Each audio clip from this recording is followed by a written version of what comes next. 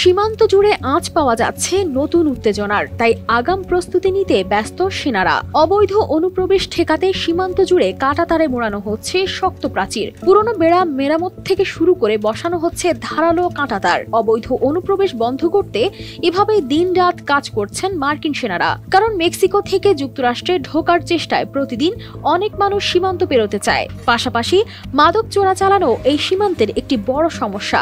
250-টিরও বেশি design option নিয়ে Walton smart fridge, বোঝে আপনার প্রয়োজন।